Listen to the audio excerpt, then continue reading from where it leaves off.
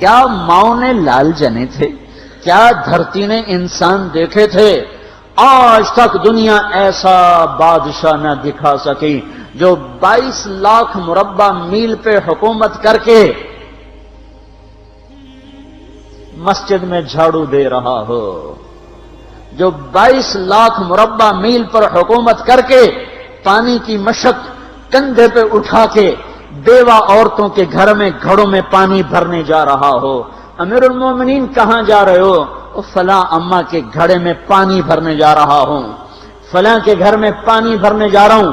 22 لاکھ مربع میل پہ حکومت کر کے دھرتی نے ایسا بادشاہ نہیں دیکھا جو اونٹ چراتا پھر رہا ہو، اور جو بیت المال کا اونٹ گم ہوا، چولے کو باندھا اور دوڑ لگائی، آگے احنف بن قیس ملے، ارے کہاں جا رہے ہو امیر المومنین؟ کہ تو بھی آجا، بیت المال کا اونٹ گم ہو گیا ہے، مل کے تلاش کریں۔ پتہ نہیں کتنے مسلمانوں کا اس میں حصہ ہے۔ دھرتی ایسا بادشاہ نہ دکھا سکے گی، نہ دکھا سکے گی، کوئی ایسا آیا ہی نہیں ہے کہ جو اتنی بڑی سلطنت کا مالک ہو اور کیکر کے درخت کے نیچے بغیر پیروں کے سو رہا ہو۔ یہ ہمارے چھوٹے چھوٹے حکمران، ووٹوں کے ذریعے سے کرسیوں پر بیٹھنے والے، ان بے وقوفوں کے آگے بھی پہرے، پیچھے بھی پہرے، دائیں بھی پہرے، بائیں بھی پہرے، اوپر بھی پہرے، ان کی گاڑیاں بھی بلٹ پروف، یہ پھر بھی ڈرتے ڈرتے جا رہے کہ انہوں نے ظلم کیا، یہ اپنی ذات میں خوف زدہ ہو گئے۔ عمر نے اپنے نام کے ساتھ فاروق کا لقب آپ نے کہا عمر فرق بین الحق والباطل، عمر وہ عمر ہے جس نے حق اور باطل میں فرق کر کے دکھا دیا، اس لیے یہ فاروق ہے، اس نے حق اور باطل میں فرق کر کے دکھایا، یہ فاروق ہے۔ حسن بصری فرمایا کرتے تھے اپنی محفلوں کو عمر کے ذکر سے سجاؤ۔ حضرت عائشہ فرمایا کرتی تھیں عمر کے تذکرے کیا کرو کہ جب عمر کا تذکرہ ہوتا ہے تو عدل کا تذکرہ ہوتا ہے، جب عدل کا تذکرہ ہوتا ہے تو اللہ کا تذکرہ ہوتا ہے۔ کہ ہم عائشہ رضی اللہ تعالیٰ عنہ فرمایا کرتی تھیں اتنے بڑی سلطنت پر حکومت کرنے کے بعد اللہ کی راہ میں جانے والے مجاہدین کے گھر گیا کھڑا ہوا ہے، دروازے پہ دستک دے رہا ہے، بیٹی کوئی بازار سے سودا لینا ہو تو مجھے بتاؤ، تیرے گھر والا تو اللہ کی راہ میں ہے، میں تمہارے گھر کا سودا لے آؤں؟ کیا کیا چیز چاہیے؟ تم نے اپنے خامند کو خط لکھنا ہوگا، تم تو لکھنا نہیں جانتی، مجھے بتاؤ میں تیرے خامند کو تیری طرف سے خط لکھوں۔ اما تیرا بیٹا اللہ کی راہ میں گیا ہوا ہے، مجھے بتا میں تیرے بیٹے کے نام تیری طرف سے خط لکھوں۔ اتنی بڑی جس کے سامنے قیصر اور کسریٰ زیر و زبر ہو گئے، کج کلا، وہ زمین میں جا کے تہ خاک میں وہ سارے ہیرے لال جواہر، وہ زمین میں لوٹ پوٹ کرنے والا، کسریٰ کے تخت کو توڑنے والا اور روم کی طاقت کو توڑنے والا، آل ساسان کی طاقت کو توڑنے والا اور نوشیروان کے خزانے مدینے میں لانے والا اور خسرو پرویز کے خزانے مدینے میں لانے والا اور رومت الکبرى کے خزانے مدینے میں لانے والا خود اپنے کرتے میں 14 پیوند لے کے چل رہا ہے، 14 پیوند کے ساتھ کرتا ہے، مہینے میں 1 دن گوشت کھاتے تھے، وہ روٹی کھاتے تھے کہ عام آدمی حلق کے نیچے نہیں لے جا سکتا تھا۔ ہے سال کی ابتدا اس شخص کی شہادت سے ہوتی ہے جس کو اللہ نے وہ عزت دی۔ آپ نے کہا میرے 2 وزیر آسمان میں، 2 وزیر زمین میں، آسمان پہ جبریل اور میکائیل میرے وزیر ہیں، زمین پر ابو بکر اور عمر میرے وزیر ہیں۔ آپ فرمایا کرتے تھے ابو بکر عمر اگر کسی بات پہ جمع ہو جائیں تو میں ان کے مشورے کے خلاف کبھی نہ کروں گا۔ ابو بکر تیری مثال ابراہیم کی ہے، عمر تیری مثال نوح علیہ السلام کی ہے، ابو بکر تیری مثال عیسیٰ علیہ السلام کی ہے، عمر تیری مثال موسیٰ علیہ السلام کی ہے۔ آپ مسجد میں آئے، آپ کے دائیں طرف ابو بکر تھے، بائیں طرف عمر تھے، آپ اندر آئے اور کہا دیکھو اسی طرح قیامت کے دن ہم اٹھیں گے کہ میرے دائیں طرف ابو بکر ہوگا، میرے بائیں طرف عمر ہوگا اور ہم ہاتھوں میں ہاتھ دیے ہوئے اٹھائے جائیں گے۔ اور ایک حدیث میں آتا ہے اور میرے قدموں سے بلال کو اٹھایا جائے گا، جو نکلتے ہی اذان دے گا جس کے اسلام لانے نے اسلام کو اونچا کیا، جس کے اسلام لانے نے باطل کو پست کیا، جن راہوں سے عمر گزر جائے شیطان وہ راہیں چھوڑ دیتا تھا۔ عرفات کا میدان تھا، 1.25 لاکھ مقدس ہستیاں سامنے ہیں۔ میرے نبی نے فرمایا اس وقت میرا اللہ میرے سب صحابہ پہ فخر کر رہا ہے اور عمر بن خطاب پہ خاص طور پہ فخر کر رہا ہے، خاص طور پہ فخر ہو رہا ہے، عمر بن خطاب پہ خاص طور پہ فخر ہو رہا ہے۔ میرے بعد کوئی نبی ہوتا عمر ہوتا۔ عمر، میں نے رات جنت میں محل دیکھا، ایک اینٹ موتی کی، ایک یاقوت کی، ایک زمرد کی۔ میں نے پوچھا یہ کس کا ہے؟ کہا گیا ایک قریشی کا ہے۔ میں کہا میں قریشی ہوں، اتنا خوبصورت محل ہے، میرا ہی ہوگا۔ جب جانے لگا تو فرشتے نے کہا یہ آپ کے غلام عمر بن خطاب کا ہے۔ وہ کیا مبارک لوگ ہیں کہ جنہیں نبی کے گھر میں قبر نصیب ہو، ایک طرف ایک ساتھی، ایک طرف دوسرا ساتھی، جن کو نبی کے دو پہلوؤں میں جگہ ملی ہو۔ وہ کیسی عظیم ہستیاں اتنی بڑی سلطنت کا مالک اور اتنے بڑے عدل کی نشانی بن کر مدینے میں مسجد میں بیٹھے رو رہے ہیں۔ امیر المومنین کیوں رو رہے ہو؟ کہا دجلہ کے کنارے کتا بھی پیاسا مر گیا تو پوچھ تو عمر کی ہوگی، فرات کے کنارے کتا بھی پیاسا مر گیا تو پوچھ تو عمر کی ہوگی۔ راتوں کو پہرے دیے جا رہے ہیں، راتوں کو خبرگیری کی جا رہی ہے۔ مدینے کے باہر ایک خیمہ ملتا ہے، چند بچے ملتے ہیں جو رو رہے ہیں۔ ایک عورت ہانڈی چڑھا کے ڈوئی پھیر رہی ہے۔ پوچھتے ہیں بہن یہ بچے کیوں رو رہے ہیں؟ کہ یہ بھوک سے رو رہے ہیں۔ ہانڈی میں کیا ہے؟ پانی، کچھ بھی نہیں۔ کیوں چڑھایا ہوا ہے؟ بہلانے کے لیے۔ سو جائیں گے روتے روتے، میرا اور عمر کا اللہ کے ہاں فیصلہ ہوگا۔ تو عمر کی ہچکیاں بن گئیں کہ عمر کو بہن تیرے حال کی کیا خبر؟ کہ پھر ہمارا بادشاہ کیوں بنا ہے؟ اگر ہمارے حال کی خبر نہیں لیتا تو ہمارا خلیفہ کیوں بنا ہے؟ پر لگ گئے، بیت المال سے سامان نکالا، بوری بھری، سر پہ اٹھائی، کمر پہ اٹھائی۔ غلام اسلم نے کہا میں اٹھاؤں؟ کہ قیامت کے دن بھی میرا وزن تو اٹھائے گا۔ اسی طرح بھاگے ہوئے آئے، پنیر نکالا، آٹا نکالا، گھی نکالا، شہد نکالا، ڈال کے ہانڈی میں نیچے آگ، خود دھواں گیلی لکڑیوں میں پھونکے مار مار مار آگ جلائی، حلوہ تیار کیا، پھر پلیٹوں میں ڈال ڈال کے بچوں کو کھلایا۔ وہ عورت کہنے لگی کاش عمر کی بجائے تو خلیفہ ہوتا۔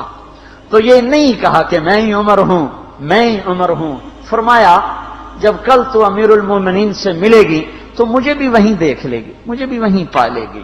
پھر وہاں بیٹھ کے دیکھتے رہے، اٹھ کے چل دیے۔ بچے ہنسنے لگے، کھیلنے لگے تو اپنے غلام سے فرمایا میں نے انہیں روتا دیکھا تھا، میرا جی چاہا میں انہیں ہنستا بھی دیکھوں۔ 22 لاکھ مربع میل پہ اسلام پھیلا کر حکومت اس سے بھی بڑے علاقے میں لوگوں نے کی۔ چنگیز نے اس سے زیادہ فتوحات کی، محمود غزنوی نے اس سے زیادہ کی، سکندر تیمور نے اس سے زیادہ کی۔ پر فتوحات کر کے یوں خدمت کر رہا ہو، پانی بھر رہا ہو، اونٹ چرا رہا ہو، امامت کرا رہا ہو، 14 پیوند لگے کپڑوں کے ساتھ خلافت کے تخت پر بیٹھا ہوا ہو، یہ دھرتی میں پھر کوئی نہیں آئے گا۔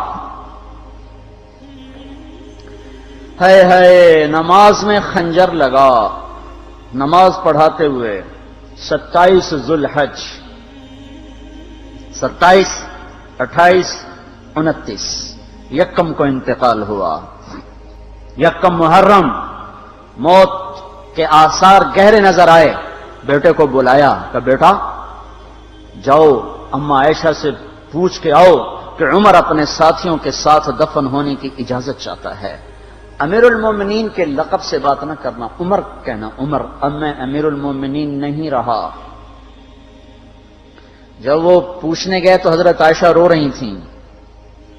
انہوں نے عرض کیا اما جان میرا باپ اپنے ساتھیوں کا پڑوس چاہتا ہے۔ انہوں نے فرمایا یہ جگہ تو میں نے اپنے لیے رکھی تھی، لیکن اگر عمر چاہتے ہیں تو ان کو مجھ پر فضیلت ہے، میں ان کے لیے دستبردار ہوں۔ انہوں نے واپس آ کر خوشخبری سنائی، مبارک ہو اجازت مل گئی۔ کہ نہیں شاید میرے شرم میں اجازت دی ہو، جب مر جاؤں تو مجھے دوبارہ دروازے کے سامنے رکھ کر پھر جا کے پوچھنا، اس وقت اجازت ملے تو پھر لے جانا، ورنہ مجھے بقیع کی طرف لوٹا دینا۔ اتنے میں حضرت علی آئے، پریشان دیکھا، عمر کیوں موت سے ڈر گئے؟ کہ نہیں، موت کے بعد کی گھاٹی سے ڈر رہا ہوں۔ کہ ڈرو نہیں، میرے ان کانوں نے سنا ہے اور اتنی دفعہ سنا ہے کہ میں گن نہیں سکتا کہ اللہ کے نبی فرمایا کرتے تھے ابو بکر اور عمر جنت کے بڑی عمر کے لوگوں کے سردار ہیں۔ آپ نے فرمایا تو اس بات کی گواہی دے گا؟ کہ میں بھی دوں گا، میرا بیٹا حسن بھی دے گا۔ امام حسن بھی ساتھ تھے۔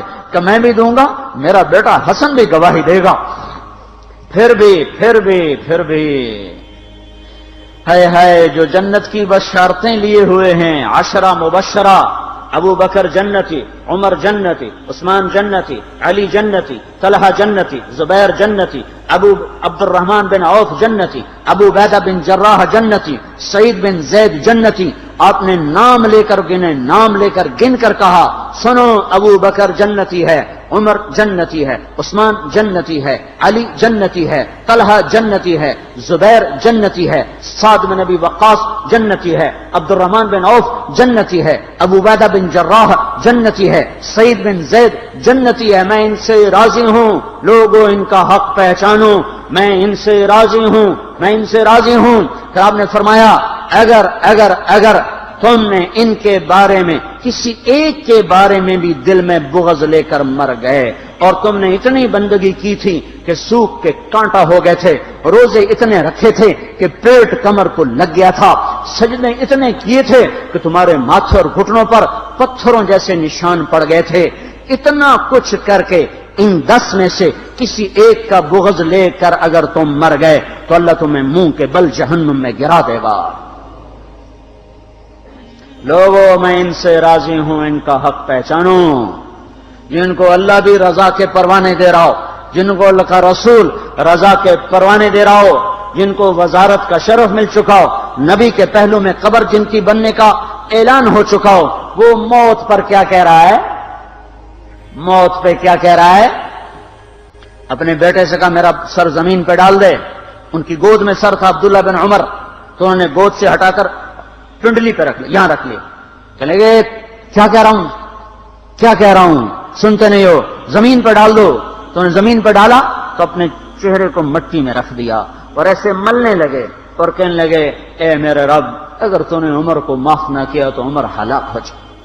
ویل لک یا عمر ولامک ان لم یغفر لک ربک، عمر تیری ہلاکت ہے اگر تیرے رب نے تجھے معاف نہ کیا۔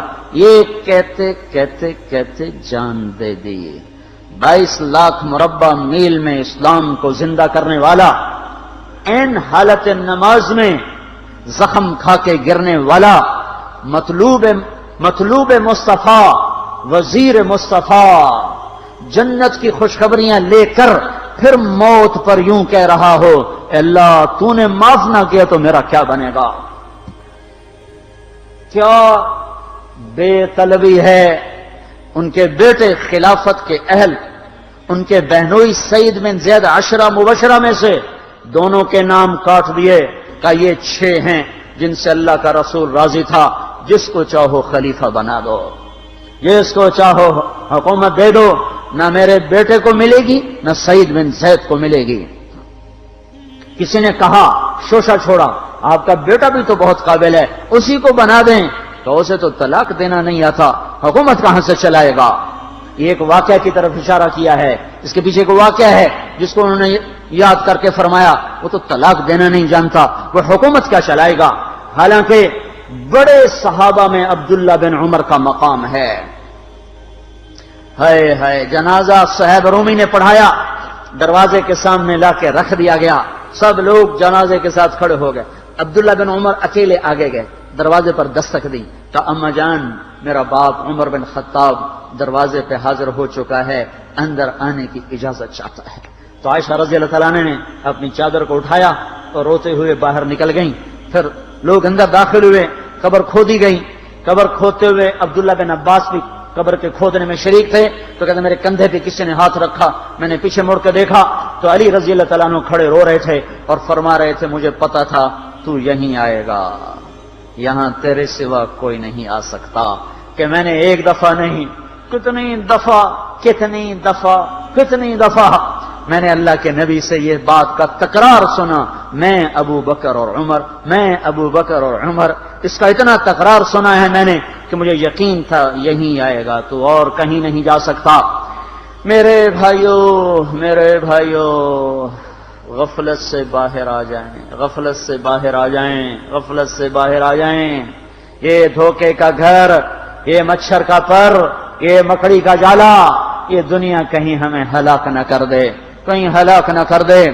ان لوگوں کو سامنے رکھ کے زندگی گزارو جنہوں نے اللہ کو راضی کیا، اس کے رسول کو راضی کیا، کلمہ حق کو بلند کیا، خیر کے ذریعہ بنے، شر کے مٹانے والے بنے، اور دنیا میں مرنے کے بعد بھی ان کے تذکرے ہدایت کا سامان بنے، ان کے تذکرے روشنی کا مینار بنے۔